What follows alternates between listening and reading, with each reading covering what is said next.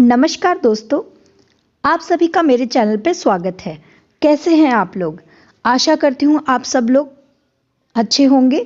माँ वैभव लक्ष्मी की कृपा आप सब पर बनी रहे, माँ सबका कल्याण करे।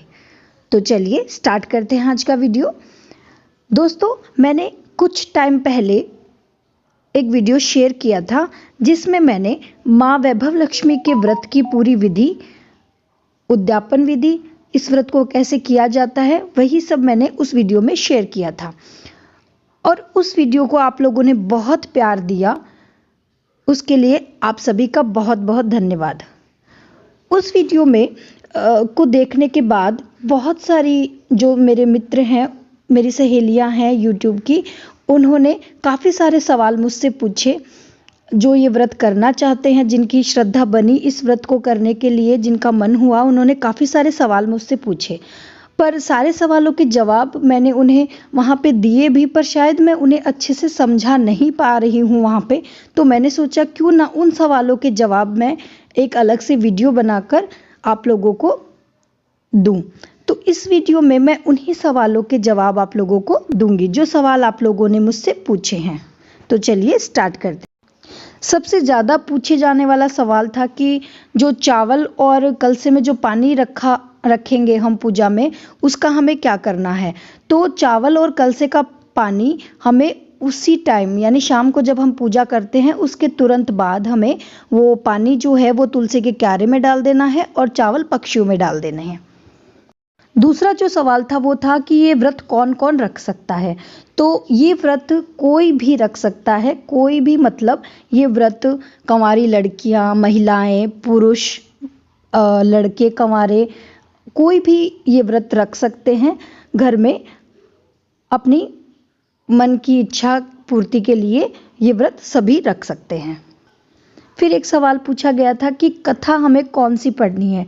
तो इस व्रत में हमें कथा पढ़नी है, शीला की कथा जो है इस व्रत में हमें पढ़नी है।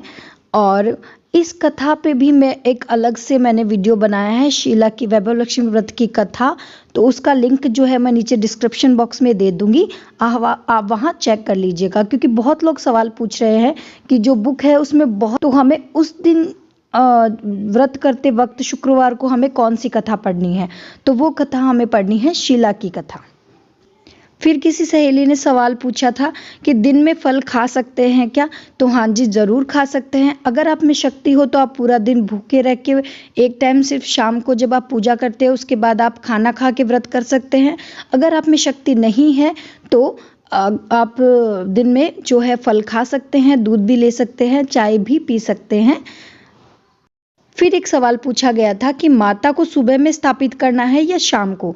तो माता को शाम को ही स्थापित करना है, सुबह नहीं। सुबह आपको मन ही मन बस माँ से प्रार्थना करनी है और माँ का मन में मन रटन करते रहना है, किसी की चुगली नहीं करनी है, माँ के नाम का जप करना है आपको। और शाम को आपको माँ को स्थापित करना है। भोग में तुलसी डालना है क्या। तो जी नहीं, तुलसी डालना कोई ज़रूरी नहीं है। अगर आप डालना चाहें तो डाल सकते हैं, वरना अनिवार्य नहीं है।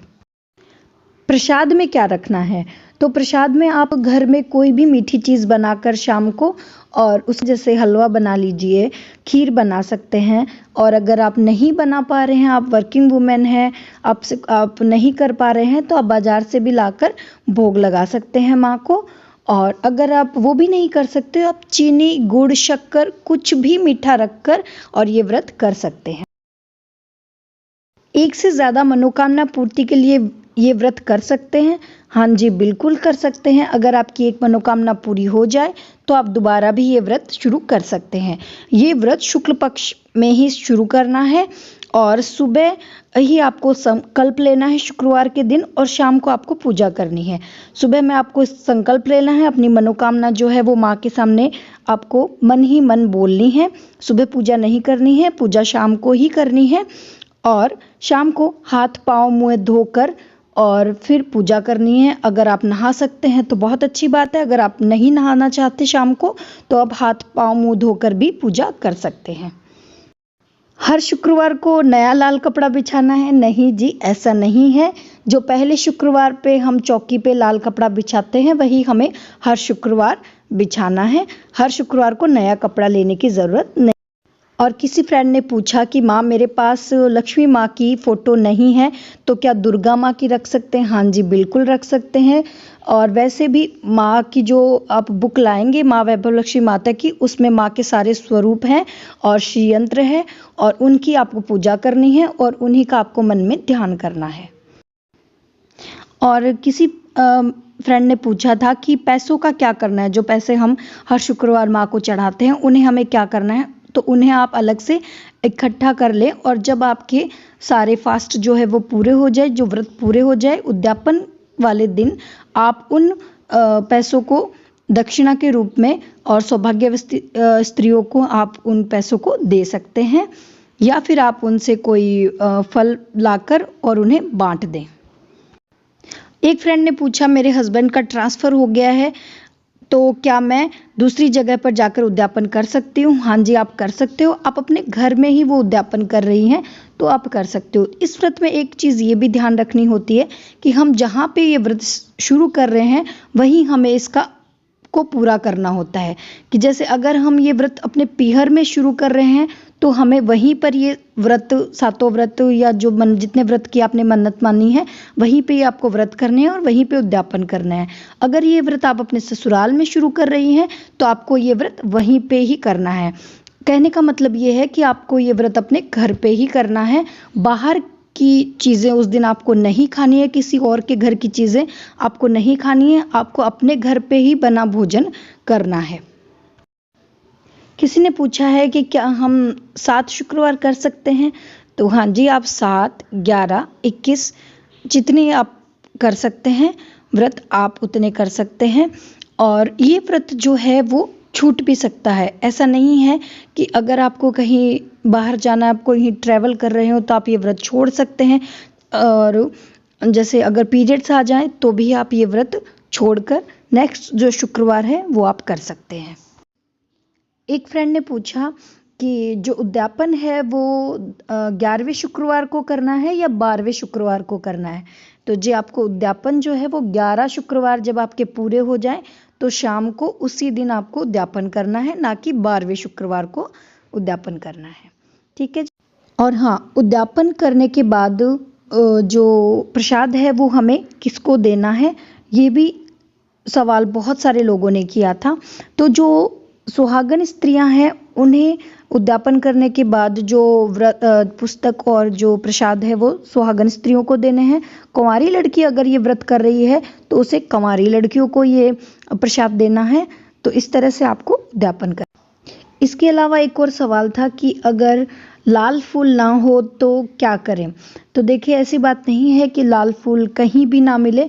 कोशिश करें कि हो सके तो माँ को लाल फूल ही चढ़ाएं क्योंकि उन्हें लाल फूल पसंद है। और अगर ना मिले तो फिर किसी भी कलर का फूल जो है आप चढ़ा सकते हैं। बस व्रत जो है वो आपको पूरी मन से, पूरी श्रद्धा से, पूरे विश्वास के साथ आपको ये व्रत करना है। कुछ लोग कहते हैं कि हमने तो व्रत किया पर हमारी तो मनो पूरी नहीं हुई और शायद हो सकता है कि हमने कुछ गलती कर दी हो, हमने ये नहीं किया, हमने वो नहीं किया, हमने इस तरह से किया। तो देखिए, थोड़ी बहुत जो भूल चूक है वो हो जाती है तो अंत में भूल चूक माँ से माफ़ी मांग लें, कह दें कि माँ कोई भूल चूक हुई है तो हमें माफ़ करना। पर जो व्रत है वो पूरी मन और श्रद्धा से करना है। तो अगर आप ये व्रत पूरी मन और श्रद्धा से करते हैं तो मैं ये बात आपको दावे से कह सकती हूँ, आपकी जो भी मनोकामना है वो माँ ज़रूर पूरी करेंगी। मैं ये व्रत काफ़ी सालों से कर रही हूँ। मैंने शादी से पहले भी ये व्रत किया है और शादी के बाद भी मैं बहुत बार ये व्रत कर चुकी हूँ और मुझे हमेशा मेरी जो मनोकामना है वो माँ ने पूरी की है। तो बस ध्यान ये रखना है, कोई भी व्रत करें आप, वो पूरी मन, श्रद्धा और विश्वास के साथ होना चाहिए।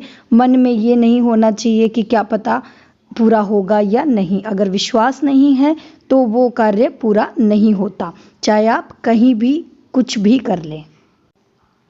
और अब लास्ट में मैं आपको बिल्कुल शॉर्ट में और मैं बता देती हूँ इसकी विधि व्रत की। तो ये व्रत आपको स्टार्ट करना है शुक्ल पक्ष में, और शुक्रवार के दिन आपको सुबह स्नान करके स्वच्छ कपड़े पहने और माँ से मन ही मन आपको सुबह की पूजा करनी है। यानी कि माँ को आपको प्रार्थना करनी है, आपकी जो मनोकामना है वो माँ को बोलनी है और माँ से प्रार्थना करनी है कि आपकी जो मनोकामना है वो ये है, और आप ये व्रत इस मनोकामना पूर्ति के लिए आप शुरू करने वाले हैं। और फिर शाम को आपको 4 या 5 बजे के करीब आपको पूजा करनी है। सबसे पहले एक चौकी ले ले, चौकी पे लाल रंग का कपड़ा बिछा ले और उस पर माँ लक्ष्मी की अगर आपके पास कोई फ़ोटो है तो वो आप माँ को वहाँ पे विराजमान कर लें। और उसके बाद अगर आपके पास नहीं है तो भी कोई बात नहीं, अगर आपके पास बुक है तो उसमें भी माँ की फ़ोटो होती है, आप उसी से पूजा कर सकते हैं। और आपको एक चावल का छोटा सा ढेर करना है, उस पर तांबे का कलश रखना है, तांबे के कलश पर एक कटोरी रखनी है, कटोरी में चांदी का या सोने का अगर आपके पास गहना है तो वो रख लें, अगर आपके पास नहीं है तो नगद रुपया भी चल सकता है। और फिर आपको जो है कोई मीठी चीज़ आपको भोग लगाने के लिए माँ के लिए बनानी है। अगर आप नहीं बना सकते तो बाहर से ले आएँ मार्केट से, अगर आप नहीं ला पा रहे हैं तो गुड़िया शक्कर भी आप माँ को भोग लगा सकते हैं। और उसके बाद आपको दीपक जला लेना है, दीपक घी का ही जलाना है। ये भी सवाल काफ़ी लोगों ने पूछा था, क्या हम तेल का दीपक जला सकते हैं? तो नहीं जी, घी का दीपक ही माँ को जलाना है। और धूप बत्ती सुलगा कर रख लें और लाल रंग का फूल चढ़ाना है। लाल रंग का फूल अगर आपके पास नहीं है तो जो अवेलेबल है वो फूल आप माँ को पूरी श्रद्धा के साथ और चढ़ाएं, तो वो माँ उसे लाल रंग का फूल लेकर ही मानकर ही स्वीकार कर लेंगी, अगर आप उसे मन से चढ़ा रहे हैं तो। और फिर सबसे पहले हमें करना है श्री यंत्र को प्रणाम। उसके बाद जो बुक है उसमें माँ के विविध स्वरूप दिए हुए हैं, उनको हमें प्रणाम करना है, जैसे धन लक्ष्मी माँ, वीर लक्ष्मी माँ, ऐश्वर्य लक्ष्मी माता, इन सबको प्रणाम करना है। और उसके बाद हमें जो गहने हैं उसकी पूजा करनी है, लाल रंग का फूल चढ़ाना है, लक्ष्मी स्तवन का पाठ करना है और उसके बाद शीला की कथा सुननी है, आरती करनी है, माँ को भोग लगाना है। और शाम को खाना खाने से पहले आपको जो माँ को आपने प्रसाद लगाया है वो प्रसाद आपको खुद लेना है और परिवार के सारे सदस्यों को भी वो प्रसाद लेना है। और इसी के साथ आपका जो व्रत है वो पूरा हो जाएगा। और मैंने वीडियो में आपको सारी बातें जो है बता दी है। अगर आपका कोई भी सवाल है तो आप कमेंट सेक्शन में मुझसे पूछ सकते हैं। जय माँ वैभव लक्ष्मी, जय माँ।